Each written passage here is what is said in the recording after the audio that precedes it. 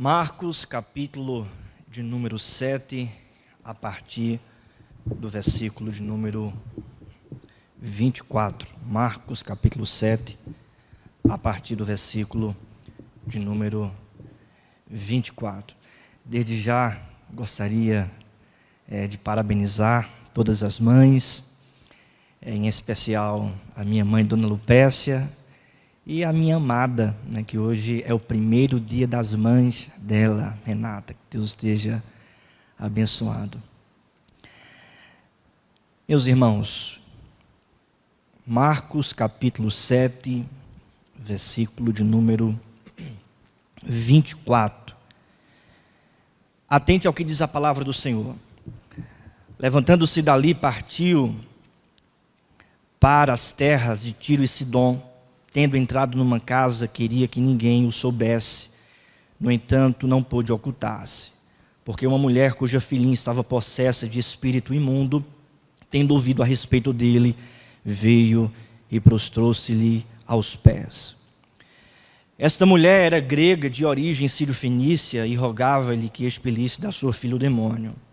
Mas Jesus lhe disse: deixa primeiro que se fartem os filhos, porque não é bom tomar o pão dos filhos e lançá-los aos cachorrinhos. Ela, porém, lhe respondeu: sim, Senhor, mas os cachorrinhos debaixo da mesa comem das migalhas das crianças. Então lhe disse: por causa desta palavra podes ir, o demônio já saiu da tua filha. Voltando ela para casa, achou-se a menina sobre a cama, pois o demônio a deixara. Meus irmãos, vamos orar. Eu convido você, nesse momento, a fechar os seus olhos e pedir para Deus falar ao seu coração. Peça para Deus falar com você nessa noite. Peça para Deus falar à sua alma. Nós necessitamos ouvir a voz do Senhor. Senhor Deus, amado Pai, nós lemos a Tua palavra e nós te pedimos, ó Deus, tem misericórdia de nós. Perdoa, Senhor Deus, os nossos pecados e fala, Senhor Deus, conosco mediante a Tua palavra. Ó Senhor Deus, nós te pedimos isso, pois nós necessitamos ouvir a Tua voz, que o Teu Espírito Santo cative a nossa mente em Tua palavra. Tem misericórdia de nós, ó Deus, e alimenta, Pai amado, nosso coração, a nossa alma, por meio do Teu Evangelho. Ó Senhor Deus, que a Tua palavra traga sossego para a nossa alma, orientação da parte do Senhor, consolo, Senhor Deus, para a nossa vida, exortação, ó Deus, para cada um de nós, que a Tua palavra nos encoraje, Senhor Deus, e traga para cada um de nós confiança no Senhor e em Tuas promessas. Nós te pedimos isso em nome de Jesus Cristo. Amém, amém, amém. Meus irmãos, hoje é um dia muito singular, né? O mundo inteiro comemora o Dia das Mães. E eu queria, nesse momento, de meditar com você sobre esta mãe. Esta mãe é uma mulher sírio-fenícia, uma mãe que estava passando por um problema, pois o seu problema era um problema espiritual. Sua filhinha estava possessa por um demônio imundo, maligno, e esta mãe vai ao encontro de Cristo, e essa mãe é agraciada pelos atributos de Cristo, agraciada pela verdade de Cristo, por quem Cristo é. De fato, o evangelho, não somente do evangelista Marcos, mas dos outros evangelhos, o evangelho trata sobre a pessoa de Cristo. O evangelho tem como um objetivo apresentar duas verdades de uma forma geral. A primeira verdade é quem Cristo é, e a segunda verdade é o que Cristo faz. O evangelho segundo Marcos não é diferente. A primeira parte deste evangelho, Marcos apresenta quem é Cristo, quem de fato Ele é. E a segunda parte do evangelho que escreveu Marcos, ele apresenta o que é que Cristo fez e faz. O texto que nós lemos, irmãos, está nessa transição de quem Cristo é, apresentado pelo evangelista Marcos, e do que Cristo faz ou fez. De acordo com alguns estudiosos, Jesus Cristo aqui está passando pelo ministério de transição. Não simplesmente de transição teológica, quem Cristo é, o que ele faz, mas também de transição geográfica. Ele está saindo da Galileia, passando por algumas regiões gentílicas, mas com o objetivo de ir para Jerusalém. E é em Jerusalém que ele é entregue na mão do alto conselho, é condenado à crucificação, é crucificado, sepultado, mas ao terceiro dia ressuscita. Então, o texto em que nós acabamos de ler, Marcos capítulo 7, a partir do versículo 24, Jesus está neste ministério de transição. Ele está saindo da Galileia e indo para Jerusalém. E uma característica deste ministério de transição é o fato de que Jesus Cristo prefere ficar em lugares mais isolados, prefere estar mais a sós com seus discípulos.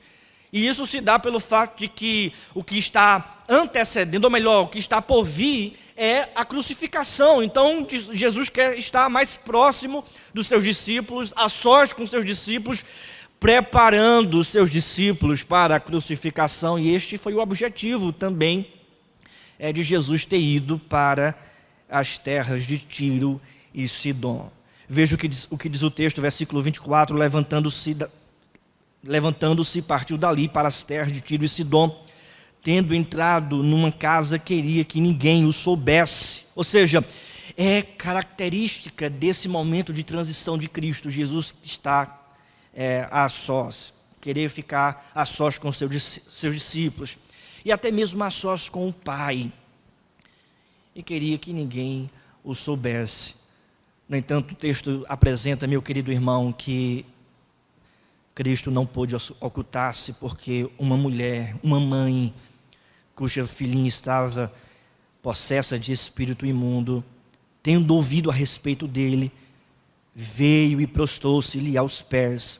Esta mulher era grega, de origem sírio-fenícia, e rogava-lhe que expelisse de sua filha o demônio. Ou seja, esta mulher vai ao encontro de Cristo.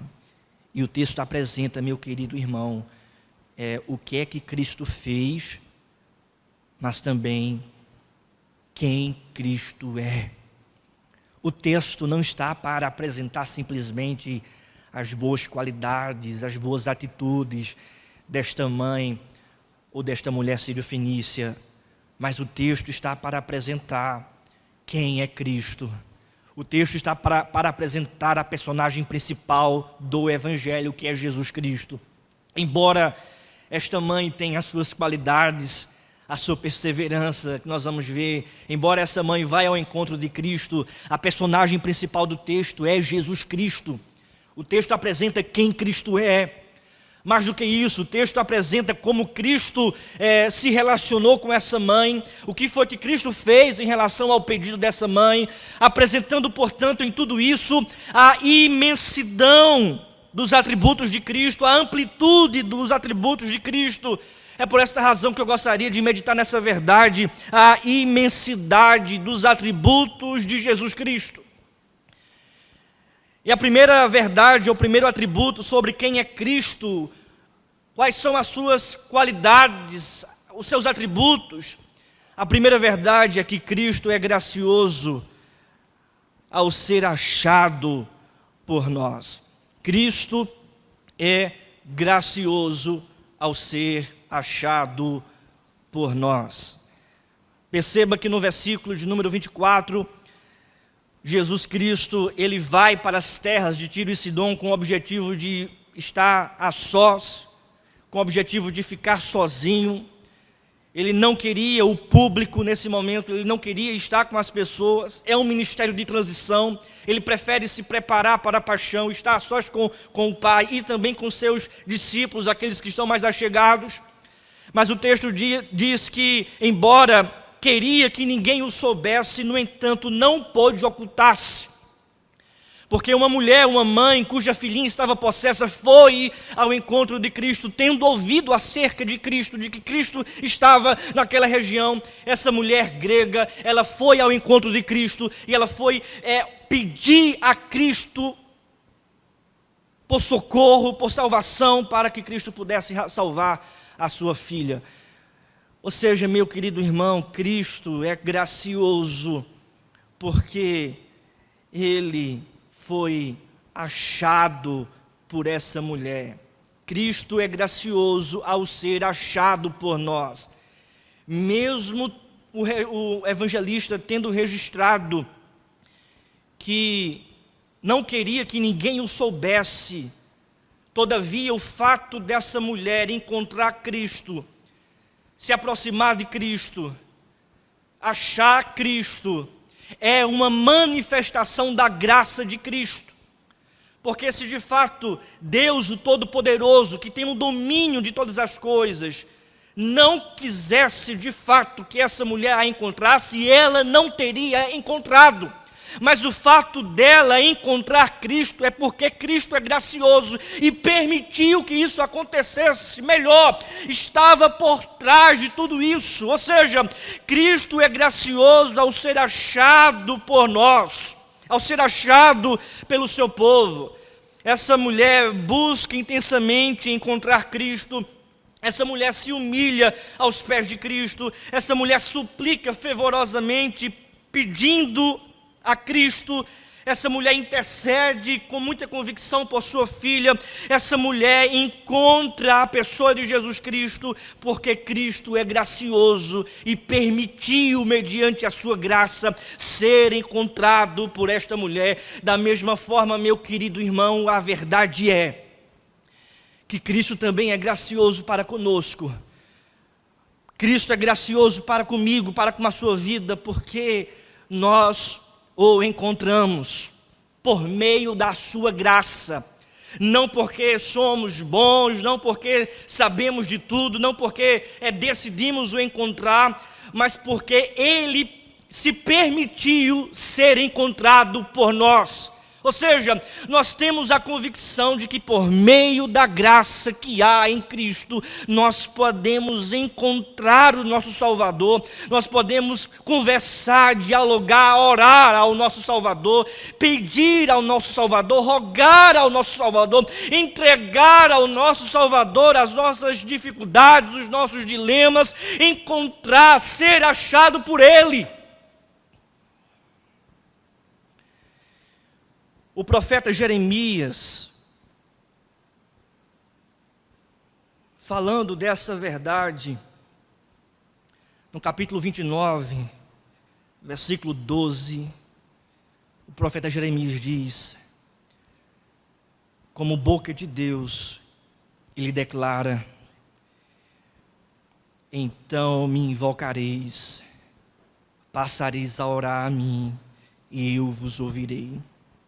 Buscar-me-eis e me achareis, quando me buscardes de todo o vosso coração. Versículo 14: serei achado por vós, diz o Senhor, e farei mudar a vossa sorte. Serei achado de vós, diz o Senhor, e farei mudar a vossa sorte. O fato de encontrarmos a Cristo é porque, mediante a sua graça, Ele permite ser encontrado. O fato de encontrarmos a presença de Cristo e encontrarmos alento para a nossa alma, isso acontece pelo único fato de Deus ser gracioso, de Deus se revelar, de Deus apresentar para nós quem Ele é e o que Ele faz. A verdade, meu querido irmão, é que se Deus fechar a cortina dos céus, por mais forte, por mais que a gente tente correr, por mais que a gente tente abrir, nós não conseguiremos enxergá-lo. Mas mediante a sua misericórdia e graça, Ele abre a cortina dos céus, e mediante a sua revelação, Ele se revela, e nós o encontramos, e nós o achamos, porque mediante a sua graça, nós encontramos a Cristo sendo revelado. Essa é uma verdade sublime da palavra de Deus, porque veja, a palavra do Senhor é a revelação de Deus para a nossa vida. Por meio da palavra nós encontramos ao Senhor, por meio da palavra nós achamos o Senhor Jesus Cristo. A palavra é a revelação especial de Deus, ou seja, por meio da palavra nós encontramos Cristo, por meio da palavra nós entendemos quem Cristo é, por meio da palavra nós entendemos aquilo que Cristo faz. Então, quando nós olhamos para a palavra de Deus, nós percebemos a revelação de Deus, e mediante a sua graça, nós encontramos o Senhor, nós achamos o Senhor. Meu querido irmão, em meio a essa pandemia, Deus é encontrado pelo seu povo, porque Ele é gracioso. Em meio a essa pandemia, nós podemos orar, invocar a presença de Deus, por meio de Jesus Cristo, e ser achado por Ele, ser encontrado por Ele, desfrutar da sua presença, desfrutar da sua graça, porque Ele é misericordioso, e nele nós o encontramos e encontramos a sua presença. Em meio à quarentena, em meio ao isolamento social, em meio às tribulações, em meio ao sofrimento, nós encontramos o Senhor mediante Jesus Cristo, e Ele ouve a nossa oração, e Ele ouve a nossa voz. Isaías capítulo 55, versículo 6, buscai ao Senhor enquanto se pode achar, invocai-o enquanto está perto. Buscai a Deus, o tempo é agora. Ele é encontrado hoje, mediante a sua palavra, mediante a pregação da sua palavra. O tempo de salvação é esse tempo que nós estamos vivendo. O tempo de pregar o Evangelho é esse tempo em que nós estamos vivendo. O tempo de anunciar Jesus Cristo é esse tempo em que nós estamos vivendo. Ou seja, neste período, Jesus Cristo disse: ide por todo o mundo e pregai o Evangelho a toda criatura. Quando a igreja se levanta e prega o Evangelho, Cristo está sendo encontrado pelas pessoas mediante a sua graça. Agora, meu querido irmão, haverá um tempo em que Jesus Cristo irá voltar e fará justiça, e a porta da salvação vai se fechar. Não haverá segunda chance. Após a vinda de Cristo, após a segunda vinda de Cristo, essa porta vai se fechar. Cristo não será mais achado, não haverá mais chance de perdão, de arrependimento, de misericórdia. Portanto, o tempo é hoje. Invocai ao Senhor, nele, em Cristo Jesus, há salvação. Portanto, invocai, clamai, rogai pela presença de Deus. Invocai enquanto Ele está perto. Em 2 Crônicas, capítulo 7, versículo 14, diz o cronista: se o meu povo, que se chama pelo meu nome, se humilhar, orar e me buscar e se converter dos seus maus caminhos, então eu ouvirei dos céus, perdoarei os seus pecados e sararei a sua terra. Estarão abertos os meus olhos e atentos os meus ouvidos à oração que se fizer neste lugar.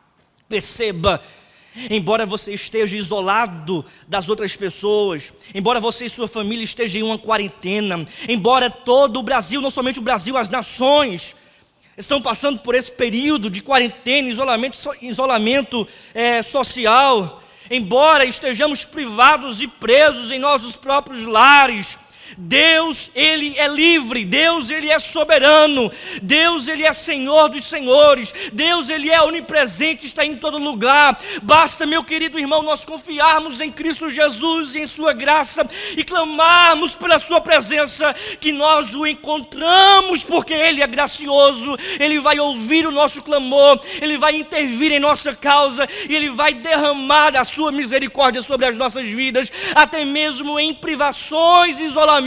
Ele é gracioso e Ele é achado pelo seu povo por causa da sua graça e misericórdia. Por causa da sua graça e misericórdia.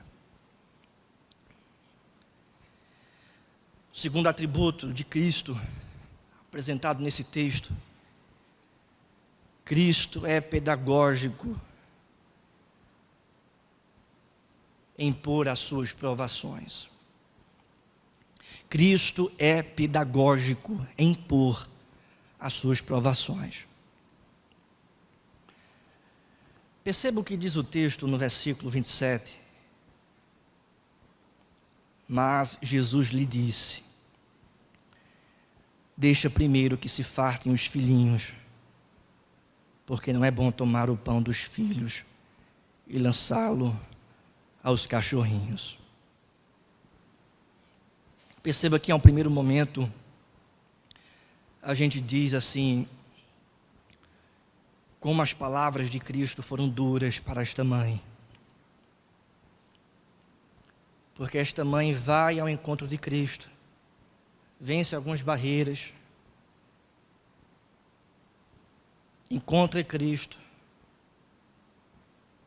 e roga aos pés de Cristo, dizendo: Cristo, salva a minha filhinha.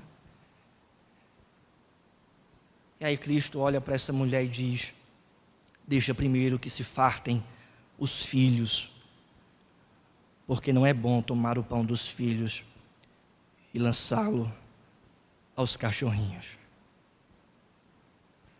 Talvez a um primeiro momento você pense: quão dura foi a palavra de Cristo para esta mulher.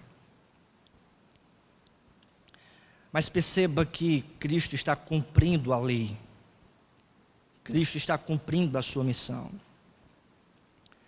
O apóstolo Paulo, escrevendo a sua carta aos Romanos, falando do Evangelho, ele diz que o Evangelho é o poder de Deus para a salvação de todo aquele que crê, primeiro do judeu e depois do grego. Ou seja, na revelação do Messias, do Cristo, ele vem primeiro para Israel, para de Israel o Evangelho do reino se espalhar pelas outras nações, ou seja, pelos gentios ou pelos gregos.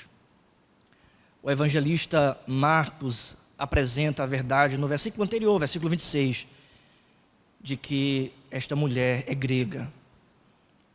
Ou seja, não era a hora, não tinha chegado a hora desta mulher, porque Jesus Cristo estava ainda nesse primeiro passo da sua missão de tratar com os judeus, de tratar com o seu povo. E é por isso que ele diz: deixa primeiro que se fartem os filhos, porque não é bom tomar o pão dos filhos e lançá-lo aos cachorrinhos. O que é que Cristo está fazendo aqui com esta mulher? O que é que Cristo está ensinando com essa objeção? A grande verdade, irmãos, é que Cristo, ele é pedagógico. Cristo está ensinando. Cristo está disciplinando. E disciplina aqui não é simplesmente exortar quanto a um pecado, mas a palavra disciplina tem a ver com treinamento. Cristo está treinando o caráter, forjando o coração, alicerçando a fé. Cristo trata o nosso coração, Cristo trata a nossa vida, Cristo prepara a nossa fé por meio das suas provações. O salmista diz que Deus prova tanto a crentes como a ímpios. Ou seja, por meio das suas provações, Cristo está nos ensinando, tratando com o nosso coração, tratando com o caráter, tratando com a nossa fé. Não simplesmente a objeção de Cristo esta mulher enfrentou, mas essa mulher enfrentou muitas objeções até chegar na última objeção, que é Cristo, com essas palavras. A situação desta mulher estava contra ela porque Jesus Cristo queria se ocultar, mas ela foi procurar por Jesus Cristo. A nacionalidade dessa mulher também era contra ela, porque ela era grega, origem sírio-fenícia, Ou seja, havia uma rixa entre gregos e judeus, não havia bom relacionamento entre eles. É por isso que o outro evangelista vai dizer que os discípulos pediram para Cristo: ó, despede esta mulher logo. Ou seja, não havia um bom senso, uma compaixão da parte dos judeus para com gregos. Pelo contrário, os gregos eram considerados como impuros para os hebreus, para os judeus. A cultura também estava contra esta mulher, porque não era comum, culturalmente falando, uma mulher se aproximar de um mestre, de um homem. Um espírito maligno estava contra esta mulher, porque a sua filhinha estava possessa desse espírito. Os discípulos estavam contra esta mulher. O evangelista Mateus, como eu falei, lá em Mateus capítulo 15, versículo 23, vai dizer: ó, despede, Senhor Jesus, logo esta mulher.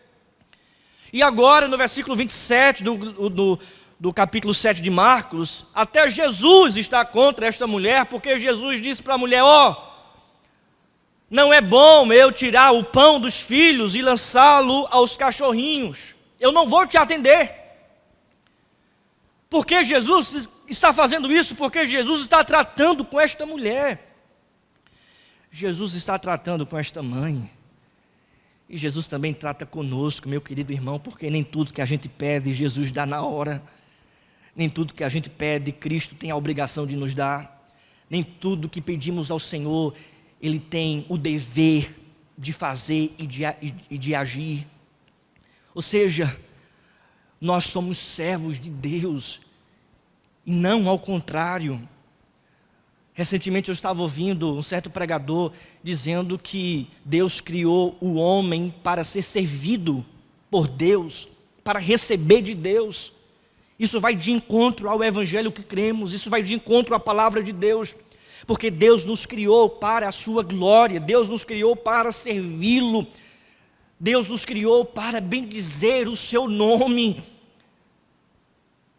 Portanto, o evangelho que cremos não é um evangelho antropocêntrico que coloca o homem no centro e diz: ó, Deus está a serviço do homem. Não, esse não é o evangelho que cremos. Não é o evangelho de Cristo. Pelo contrário, o evangelho de Cristo é o evangelho que diz não para as nossas petições, muitas vezes. É o evangelho que diz não é o momento. É o evangelho que diz, ó, nós somos servos. É o evangelho que diz nós somos criados para adorá-lo e satisfazê-lo, e não ele a nós. É isso que Cristo está tratando aqui no coração desta mulher. E muitas vezes Cristo está também tratando o nosso coração.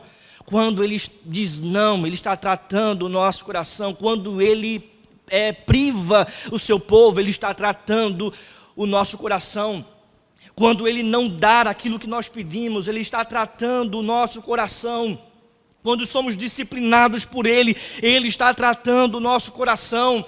Se somos ovelhas, irmãos, nós vamos nos submeter à sua vontade. Se somos ovelhas do Supremo Pastor, nós vamos ouvir a sua voz e nós vamos dizer: o teu cajado me consola. Os bodes não, os bodes se rebelam, os bodes vão ao encontro de Cristo, e quando Cristo diz não, eles vão embora, se rebelam contra o Senhor. Mas o povo de Deus não, o povo de Deus se submete à sua vontade, semelhantemente como Cristo fez. Ó Deus, passa de mim este cálice, mas seja feita a tua vontade. É dessa forma, meu querido irmão, que nós nos relacionamos com Deus. Nós somos servos e muitas vezes Deus está tratando o nosso coração de uma forma bem pedagógica, dizendo para nós: não, não é agora, não é o tempo. Meu querido irmão, quão pedagógico está sendo as privações que nós estamos vivendo. Nós estamos privados em quarentena, isolamento social. Nós estamos privados diante de tudo que está acontecendo, não simplesmente por causa de um vírus, não simplesmente por causa da economia, não simplesmente por causa da pandemia. Isso sim está acontecendo, mas quem está por trás de tudo isso é Cristo, que preside os dilúvios. Que, como disse o profeta Isaías, é Ele quem faz o bem e o mal. Ele quem está por trás de todas as coisas, e todas as coisas estão debaixo dos seus decretos. E isso, irmãos, revela esse sofrimento que nós estamos passando, as privações que nós estamos enfrentando, revelam o tratamento de Deus a pedagogia de Cristo em nosso coração. E Deus tem tratado a nossa fé. Deus tem tratado a nossa confiança. Em quem confiamos, irmãos? Aonde está depositada a nossa fé? Nos homens, no nosso trabalho, nas coisas deste mundo, ou em Cristo? Deus parou, irmãos, o mundo. Deus suspendeu os nossos trabalhos. Deus levantou uma pandemia para assolar as nações. E esta pandemia é uma disciplina de Deus, um tratamento de Deus, nos treinando para colocarmos a nossa fé unicamente em Cristo, para depositarmos a nossa confiança unicamente nele, para crermos unicamente em Jesus Cristo, não apenas como nosso Salvador, mas consumador dessa salvação. Ele tratou esta mulher. E esta mulher, tratada por Cristo, cresce em fé, cresce em perseverança. Ela cresce em oração, porque veja o que diz o texto, versículo 8. Ela, porém, lhe respondeu: sim, Senhor, mas os cachorrinhos debaixo da mesa comem das migalhas das crianças. Comem das migalhas das crianças. Ou seja, ela foi tratada por Cristo e a sua fé aumentou. Ela foi disciplinada por Cristo e ela orou mais ao Senhor. Ela recebeu um não de Deus e, como ovelha, ela pôde dizer: o teu cajado me consola. A tua palavra me consola, a tua palavra me orienta, a tua palavra forja o meu coração e a minha fé em ti somente. Ela foi, irmãos, tratada por Cristo Jesus. Não porque ele estava em pecado, o texto não está apresentando isso, a questão não é essa.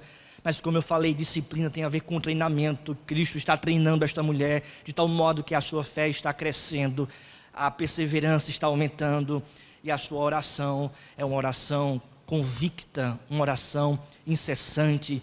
Ela está perseverando em oração. Tudo isso, irmãos, é uma forma pedagógica de Deus também nos tratar. A terceira verdade é que Cristo é poderoso em sua providência. Cristo é poderoso em sua providência. Veja, irmãos, o que diz o texto, versículo 29. Então lhe disse: por causa desta palavra podes ir, o demônio já saiu da tua filha. O que é que você percebe nesse texto? O que é que você, olhando para esse texto, percebe em relação ao poder de Cristo?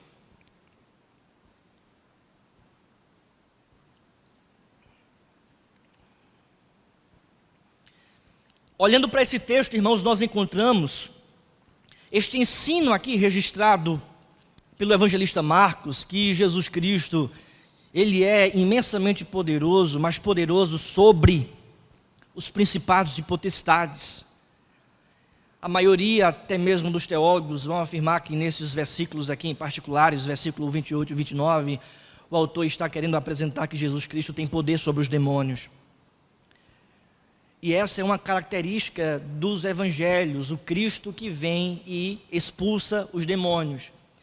Isso, irmãos, é tão esperado pelo povo de Deus, porque a profecia antiga dos profetas da antiga aliança é que a característica principal, ou as características principais do Messias que iria redimir o seu povo, é que ele operaria milagres, é que ele também sararia as pessoas, é que ele ressuscitaria os mortos, mas também que ele ia expulsar os demônios. Portanto, esses prodígios, sinais e milagres estão nos evangelhos para testificar que Jesus é o Cristo, o Redentor, o Messias, o Salvador, aquele que veio da parte de Deus trazer esperança para o seu povo. Portanto, quando o evangelista Marcos está apresentando aqui, ó, Jesus Cristo salvou esta filhinha, a filhinha desta mulher sírio-fenícia, expulsando o demônio dela, Marcos está dizendo que Cristo é o Salvador, que Cristo é o Messias esperado, que Jesus é o Messias esperado pelo povo de Israel, não somente por Israel, mas também por toda a humanidade, o Salvador das nações. Portanto, o texto apresenta essa providência de Deus. Perceba, meu querido irmão, que essa providência parte do particular para o geral. E eu gostaria de mostrar isso para você, diante daquilo que eu já falei. Qual é a situação particular apresentada aqui no texto? É a filha de uma mãe, a filha que está possessa. A mãe vai ao encontro de Jesus Cristo e pede para Cristo: Cristo salva. Cristo diz não, ela persevera, é tratada por Cristo, e mais uma vez, por meio de uma fé mais aguçada, ela pede novamente a Jesus. O que Jesus diz então, versículo 29, por causa desta palavra, podes ir, o demônio já saiu da sua filha. Ou seja, a providência de Deus aqui nesse texto se trata do fato de Cristo intervir na casa desta mulher, salvando a sua filha, de que ele tem poder sobre os principados e potestades. Parte desse particular. Mas qual é a verdade geral apresentada pelo evangelista Marcos? É que esse Cristo que tem poder, esse Jesus que tem poder de expulsar demônios, ele é o Cristo, o Salvador, o Redentor da nossa vida. Ou seja, essa expressão aqui, irmãos, essa característica de expulsar demônios apresentados pelo Evangelho, revela o Jesus que é o Redentor, o Jesus que tem poder para nos salvar, o Jesus que veio da parte de Deus salvar o perdido. Portanto, a visão geral desse texto é esta: que Deus manifestou a sua total providência em Jesus Cristo, nos salvando da morte eterna, nos salvando das garras de Satanás, nos salvando do império das trevas, nos salvando mediante a sua obra na cruz do Calvário, da maldição, da lei, da condenação e do juízo eterno. Ou seja, a providência de Deus, irmãos, está em Cristo Jesus, o nosso Senhor e Salvador. Nós não temos outra providência. A nossa providência, meu querido irmão, está em Cristo, que veio por nós, que nos libertou, que nos resgatou, que nos redimiu, que é o Salvador da nossa vida, que é o autor e consumador da nossa fé, e que nele, por meio dele e através dele, nós permanecemos firmes de fé, com vida eterna por causa da sua obra perfeita na cruz do Calvário. O texto é claro, e o texto apresenta o seu poder, as suas intervenções poderosas, a sua providência, que é eficaz. Por fim, meus irmãos, em último lugar, Cristo é fiel ao associar a sua palavra com os fatos. Cristo é fiel ao associar a sua palavra com os fatos. Porque veja o que diz o texto, acompanhe comigo, você que está aí assistindo. Versículo 29, Jesus diz: por causa desta palavra podes ir, o demônio já saiu da tua filha.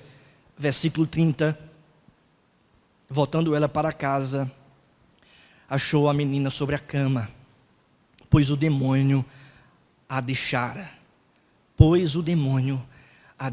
Perceba que esta mulher crê na palavra de Deus, de tal modo que essa palavra está associada ao fato.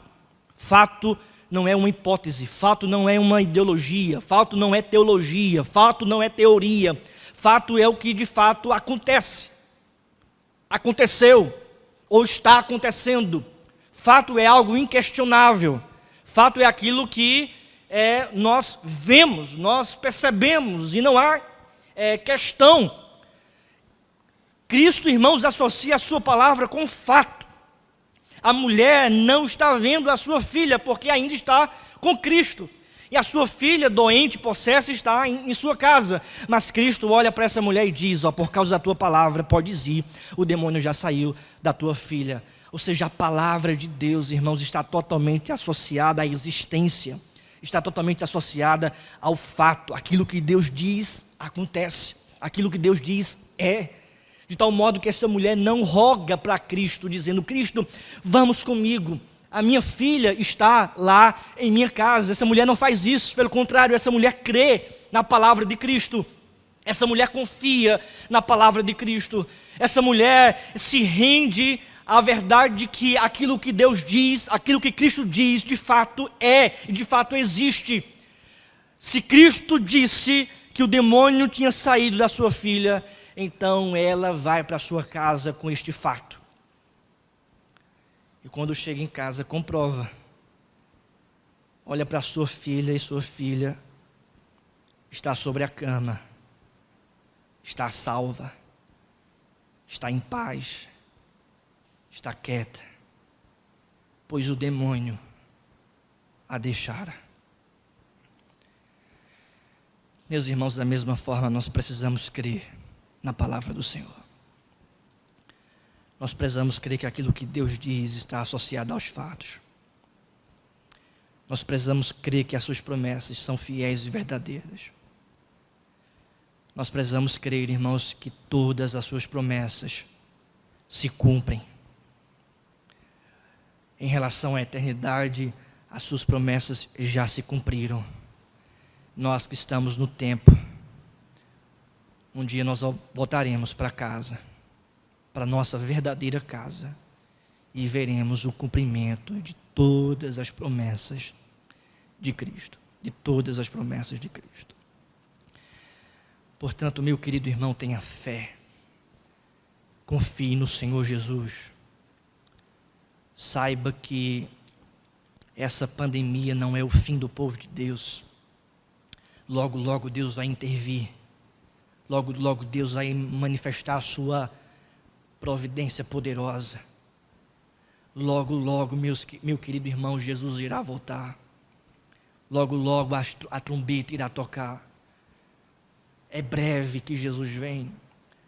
Não por causa simplesmente da pandemia, mas porque nós estamos vivendo os sinais do fim dos tempos. Desde a época, irmãos, de Jesus Cristo, da sua primeira vinda, desde quando o Espírito Santo desceu sobre a igreja, e o apóstolo Pedro pôde dizer, está se cumprindo aquilo que o profeta Joel disse e profetizou, que nos últimos dias, Deus derramaria o seu Espírito sobre o seu povo, e nós estamos vivendo, irmãos, desde da era apostólica, esses últimos dias, e tudo que Cristo falou está se cumprindo. E um dia, meu querido irmão, Jesus irá voltar e irá cumprir todas as suas promessas que estão faltando serem cumpridas. Porque aquilo que Deus fala, aquilo que Deus diz, a sua palavra não falha e as suas promessas são verdadeiras.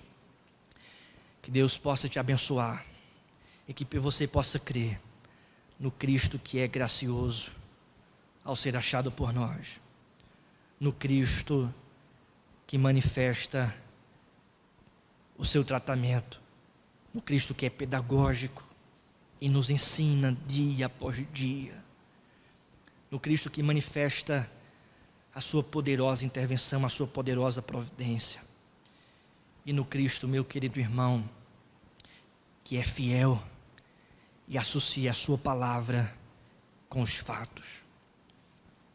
Que Deus te abençoe. Vamos orar. Feche os seus olhos.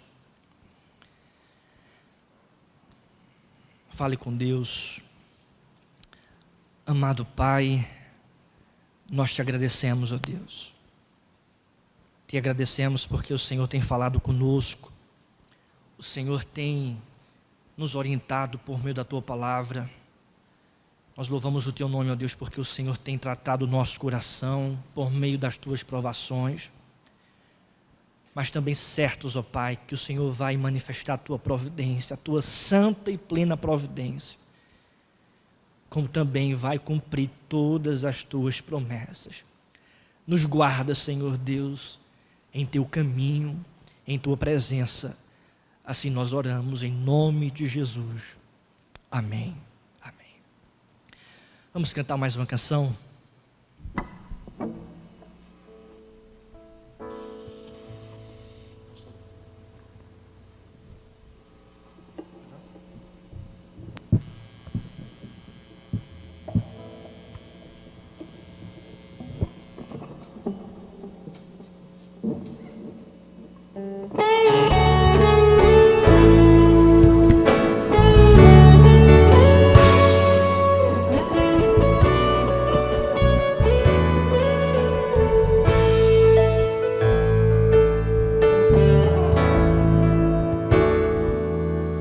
Cada vez que a minha fé é provada, Tu me dás a chance de crescer um pouco mais. As montanhas e vales, desertos e mares que atravesso me levam pra perto de Ti. Minhas provações não são maiores que o meu Deus, e não vão me impedir de caminhar. Se diante de mim não se abrir o mar, Deus pode fazer-me andar por sobre as águas, rompendo em fé. Minha vida se revestirá do Teu poder, rompendo em fé. Com ousadia vou vencendo o impossível. Vou lutar e vencer, vou plantar e colher. A cada dia vou viver, rompendo em fé. Cada vez que a minha fé é provada, Tu me dás a chance de crescer um pouco mais. As montanhas e vales, desertos e mares que atravesso me levam pra perto de Ti. Minhas provações não são maiores que o meu Deus, e não vão me impedir de caminhar. Se diante de mim não se abrir o mar, Deus pode fazer-me andar por sobre as águas, rompendo em fé. Minha vida se revestirá do Teu poder, rompendo em fé. Com ousadia vou vencendo o impossível. Vou lutar e vencer, vou plantar e colher. A cada dia vou viver, rompendo em fé, aleluia, rompendo em fé. Minha vida se revestirá do Teu poder, rompendo em fé. Com ousadia vou vencendo o impossível. Vou lutar e vencer, vou plantar e colher. A cada dia vou viver, rompendo em fé. A cada dia, ó Senhor, a cada dia vou viver, rompendo em fé.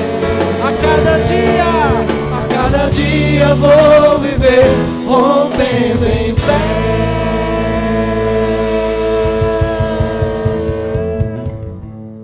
Aleluia. Glória a Deus, glória ao Senhor. Meus irmãos, Deus tem cuidado de nós. Deus tem cuidado da nossa vida. E a sua graça permite que nós o encontremos. Nós podemos orar e encontrar a sua presença. Por meio das provações que nós estamos passando, irmãos, por meio das privações que nós estamos passando, Deus tem nos ensinado. As provações do Senhor revelam que Cristo, que Ele é pedagógico e tem tratado o nosso coração, tem alevantado a nossa fé, a nossa confiança nele. Cristo também é, meu querido irmão, poderoso em sua providência. Assim como ele foi poderoso para expulsar aquele demônio daquela filhinha, assim como ele é poderoso para na cruz do Calvário pisar na cabeça da serpente e destruir as obras das trevas, Ele também é poderoso para salvar a nossa vida. Ele também é poderoso para manifestar os seus cuidados e sustentar a nossa vida em seus caminhos.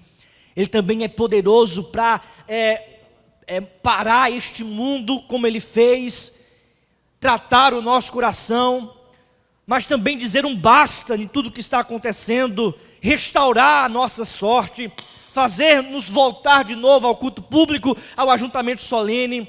Ele é poderoso para raiar nos céus e um dia estarmos na glória eterna, porque também Ele é fiel, meu querido irmão, e nós estamos bem firmados em sua palavra. O mundo pode passar, o mundo pode parar, mas a palavra de Deus não passa, a palavra de Deus não para, a palavra de Deus é eterna, e tudo que Ele prometeu irá se cumprir. Nós estamos, irmãos, firmes na palavra do Senhor. Amém. Vamos orar, vamos encerrar esse culto, louvando a Deus em oração, pedindo ao Senhor graça e misericórdia, e logo após nós vamos receber a bênção aí onde você está.